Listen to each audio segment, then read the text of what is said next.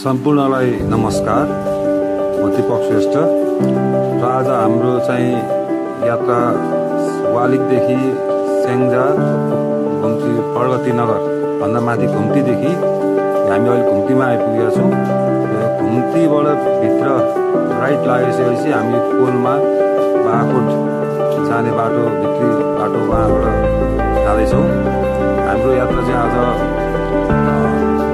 यो तनहुको धोरबरा मन्दिरसम्म रहेछ। बाटोमा देखिएका मनमोहक दृश्यहरू हेर्न सक्नुहुन्छ, कति रमाइलो छ।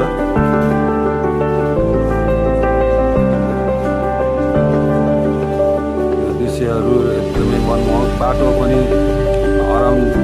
लगभग 30 भइसकेको अवस्था छ। यो बाटोमा देखिएका गाउँहरूको बस्ती हो यो।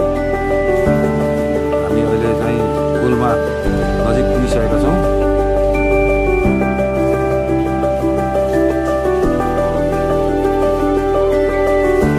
कतिपय बाटो चाहिँ पिच गर्ने अवस्थामा छन्, बाटो पिचलाई रेडी अवस्थामा छन्। कतिपय बाटो चाहिँ पिच भइसकेको छ। त्यसैले अब हामी चाहिँ तनहु यो रातै चाहिँ तनहुमा पुगेका छौँ।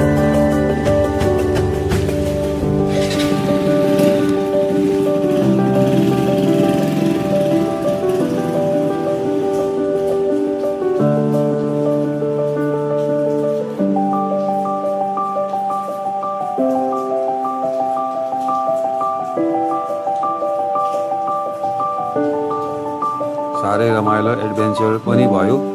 दायाँ बायाँको सिनहरू हेर्दा त्यसरी रमाइलो। यो चाहिँ अहिले हामी देखिराख्नु भएको दृश्य चाहिँ तनहुको हो। यो तनहुको फाँटमा हामी पुगिसकेका छौँ। साह्रै राम्रो खेती हुने एरिया रहेछ यो क्षेत्रमा। अब हामी केही समयमा नै मन्दिरमा पुग्नेछौँ।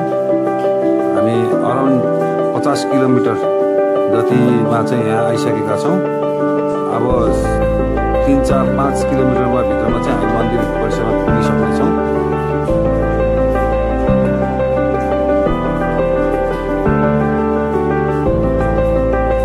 हामीलाई यहाँसम्म आइपुग्दा चाहिँ हामीलाई पौने 2 घन्टा समय लाग्यो भने अब केही समयमा चाहिँ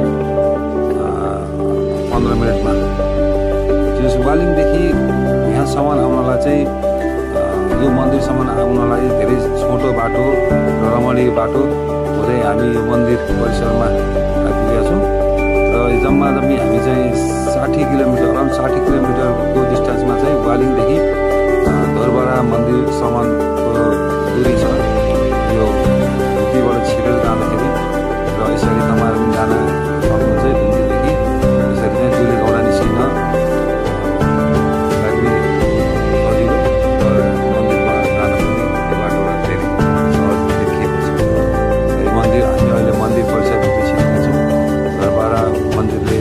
कल्याण गरून्, सबैको रक्षा गरून्।